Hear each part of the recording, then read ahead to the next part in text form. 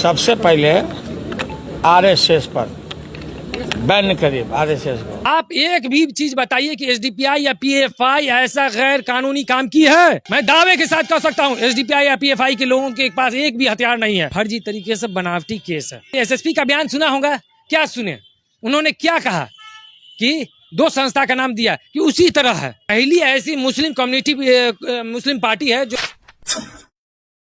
PFI समेत देश के अन्य 8 संगठनों को बैन कर दिया गया आज। उसके बाद से पूरे बिहार में और पूरे देश में सियासी हलचल मचा हुआ है। आपको बता दें कि इस मामले में आरजेडी के राष्ट्रीय अध्यक्ष लालू प्रसाद यादव ने भी ट्वीट किया है। तो सबसे पहले आरएसएस पर बैन करिए आरएसएस को, कि उससे भी बदतर संगठन है जो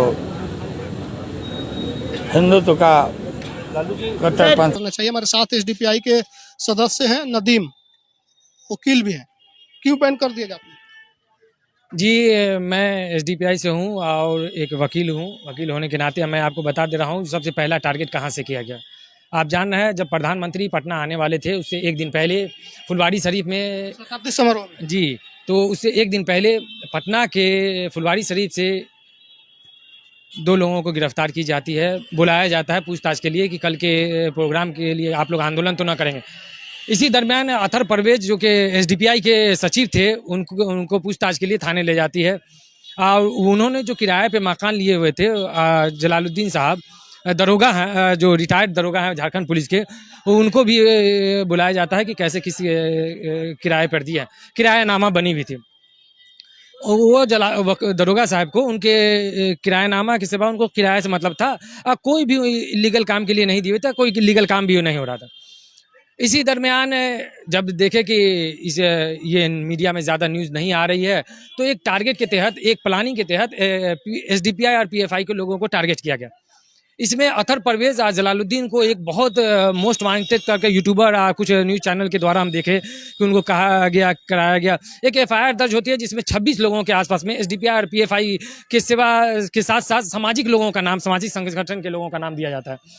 जो अभी तक हम आपको बता दे रहे हैं कि पूरे हिंदुस्तान में सामाजिक संगठन के नाम पे जो भारत के संविधान के थ्रू जो रजिस्टर्ड है वो पीएफआई है। राजनीतिक संगठन जो है एसडीपीआई है, जो बिहार में इलेक्शन लड़ चुकी है, कई जगह तीसरा स्थान पर, पहली बार इलेक्शन लड़के तीसरा स्थान पर ला चुकी है। तो एक बहुत बड़ी प्लानिंग थी कि कैसे अल्पसंख्यक कम्युनिटी का एक ये इतना आगे बढ़ रहा है।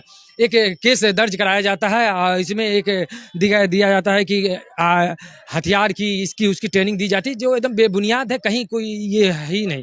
एक एफआईआर किया जाता है जिसमें बिहार के, पूरे बिहार से के जगह बिहार से बाहर के भी लोगों का नाम दिया जाता है। इस केस को इतना हाईलाइटेड किया जाता है, कुछ था नहीं। एक वहाँ एक कागज़ पत्र तक नहीं उस दरोगा के यहाँ से मिलता है। आने जाने का वीडियो उनके बेटा ने वायरल किया। उनके जो अतर परवेज साहब के यहाँ से उनकी पार्टी का झंडा उंडा मिलता है। एक है वो क्रिएट किया जाता है कि ये है वो है एसडीपीआई को, वहीं से एक हवा उड़ाई जाती है। वो हवा को इतना तूल दी जाती है, इतना तूल दी जाती है कि एक तूल के साथ साथ एक अल्पसंख्यक के साथ साथ पार्टी के साथ साथ अल्पसंख्यक टारगेट में आ जाता है। आप देख सकते हैं कि देश विरोधी गतिविधि का आरोप लगते रहा है और मिशन लेके आप लोग चल रहे थे मुस्लिम राष्ट्र। ये हम आपको बता दे रहे हैं फुलवारी शरीफ में 2 केस दर्ज हुआ था। एक गजबाए हिंद नाम से एक थोड़ा मेंटल डिस्टर्ब लड़का है, उसके व्हाट्सएप ग्रुप में को ऐड किया जाता है।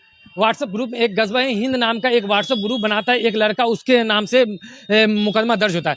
दूसरा मुकदमा जो दर्ज होता है वो एसडीपीआई पीएफआई के साथ साथ सामाजिक संगठन के लोगों के पर दर्ज किया जाता है।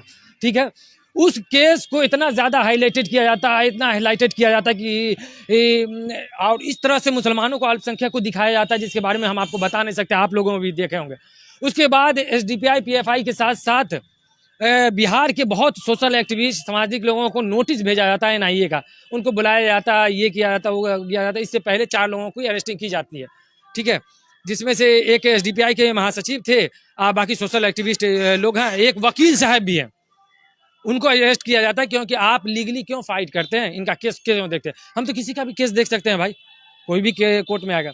तो एक इल्जाम लगाया जाता है पूरे हिंदुस्तान में सबसे ज्यादा कोरोना काल में काम करने वाली। आज ये जो बैन किया गया है, आप क्या मतलब टारगेट है या कुछ और है? एकदम टारगेट करके बैन किए जाने का प्रोसेस किया जा रहा है। टारगेट किया जाएगा? देखिए, सबसे ज्यादा बहुत तेजी से ये बढ़ने वाली संस्था है हम आपको बताते हैं, ये तो बिहार भारत में रजिस्टर्ड है ना, सबसे ज़्यादा हिंदुस्तान में कोरोना काल में काम करने वाली संस्था जो है PFI और SDPI है। इसके साथ साथ सामाजिक लोग भी हैं।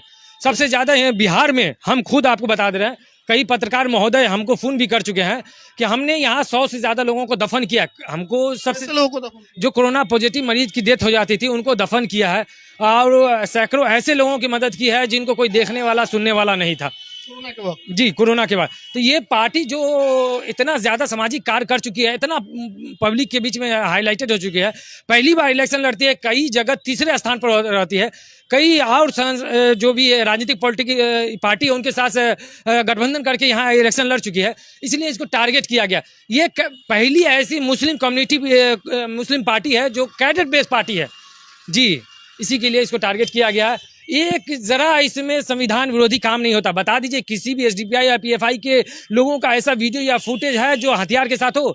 ऐसे कई संस्था के लोग हैं जो हथियार के साथ फोटो वायरल करते हैं। ऐसे आप देखे होंगे, हमेशा पर डे आता है, तलवार छुरा के साथ लोग वायरल करते रहते हैं।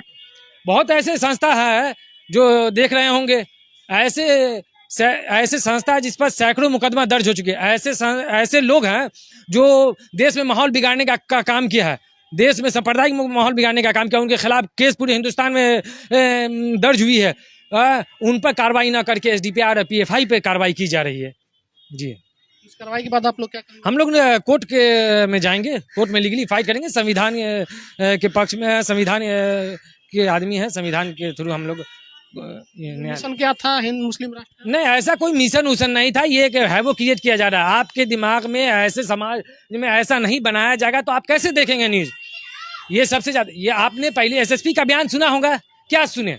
उन्होंने क्या कहा कि 2 संस्था का नाम दिया कि उसी तरह है। अभी तक बताइए कि इन्होंने बताया कि हथियार का ट्रेनिंग दिया जाता था। कोई हथियार मिला है?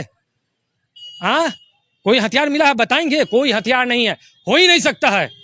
मैं दावे के साथ कह सकता हूं SDPI या PFI के लोगों के पास एक भी हथियार नहीं है।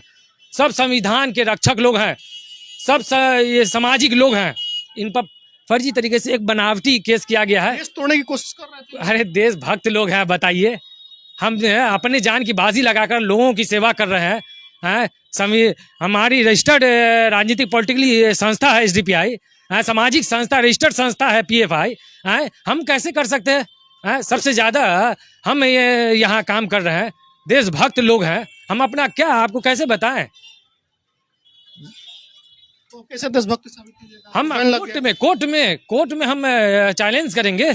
कोर्ट का रास्ता है ना, संविधान के थ्रू हम कोर्ट में जाएंगे। 250 लोगों को गिरफ्तार किया जा चुका है। 250 ने आपको कम जानकारी है, 500 से ज़्यादा लोगों को अरेस्ट की गई है। अभी लगातार छापेमारी की जा रही है, बहुत ज़्यादा।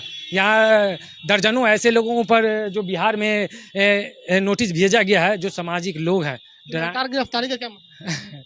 अरे आपकी गिरफ्तारी नहीं की जाएगी तो आपके कम्युनिटी में और समाज में ऐसा है वो कैसे क्रिएट की जाएगी? आप पर बैंड कैसे लिए लगाई जाएगी? हम आपको बता दे रहे हैं, जो फुलवारी शरीफ में केस हुआ है, सरासर 100% हम लोग कोर्ट से जीतेंगे। पूरी कोर्ट पर विश्वास है कि ये जो फर्जी तरीके से बनावटी केस है, एकदम शरीफ लोग उसमें हो गया नहीं, चार्जशीट नहीं हुआ है। केस जो किया गया था, केस वहाँ से फुलवारी शरीफ का जो केस आया था, दर्ज हुआ था, तो जिस कोर्ट में था उस कोर्ट से NIA कोर्ट में ट्रांसफ़र किया गया है। NIA वहाँ से बेल फाइल किया गया एक वकील साहब की, तो बेल के लिए अभी तक NIA ने कोई जवाब नहीं दिया है। उनके पास कुछ नहीं मिल रहा। वो चाह रहे हैं कि कहीं कोई बरामद हो, कोई पकड़ाए, कुछ इनके पास सटाए, कुछ ऐसा बताए। ये चाहे कि रोक सकते हैं, रोकेंगे तब ना, कुछ ऐसा बताएंगे तब। अभी तक कोई हथियार के बारे में बता सकते हैं? हो ही नहीं सकता है। ऐसा कोई संस्था बताइए। सारी जहाँ तक सरकार फेल्योर कर गई कोरोना काल में, ये संस्था अपने कैडेट के साथ, अपने लोगों के साथ, सामाजिक संस्था के साथ मिलकर पूरे हिंदुस्तान में, पूरे बिहार में, पूरे पटना में काम कर रही थी। बताइए, हमने खुद, आपके अभी एक और पत्रकार महोदय है, उन्होंने खुद फोन किया था। उनके एक लोग डेथ कर गए थे कोरोना काल में। उनका परमिशन लेकर उनका बॉडी ले जाकर उनके लोगों का दफन किए। कब्रिस्तान फुल हो गई थी। 3-4 कब्रिस्तान को मुहैया बाद में कराया गया था, वहां जाके दफन करने का काम किया। आप एक भी चीज बताइए कि SDPI या PFI ऐसा गैर कानूनी काम की है? केस दर्ज कर, आप पर अगर केस दर्ज कर दी जाएगी, अभी पुलिस उठा के ले जाए, है कोई हथियार लगा जाए, है कोई कुछ और लगा दे, आप कर दे, तो आपको कोर्ट ही में ना चैलेंज करेंगे। तो कोर्ट के थ्रू आप लड़ेंगे, कोर्ट में इंसाफ मिलेगी। 100% कोर्ट पर विश्वास रखिए, 100% विश्वास रखिए। हमको एसडीपीआई में आपको क्या जिम्मेदारी है? हम यहाँ के मेंबर हैं, हम उसका लीगली काम देखते हैं। हमारे साथ एसडीपीआई के सदस्य हैं नदीम अहमद साहब, ये वकील भी हैं। नदीम अकरम है, वकील है, और इनका साफ तौर पे कहना है कि बैन लगाया गया है, अब हम लोग कोर्ट का रुख करेंगे और कोर्ट पर हमको और कानून पर उम्मीद है। हम लोग किसी तरीके का देश विरोधी काम नहीं करते हैं, जहां तक होता है लोगों की मदद करने का काम करते हैं। आपकी क्या प्रतिक्रिया कमेंट बॉक्स में लिखिए। फेसबुक देख रहे हैं शेयर कीजिए, यूट्यूब देख रहे हैं चैनल को सब्सक्राइब कीजिए। धन्यवाद।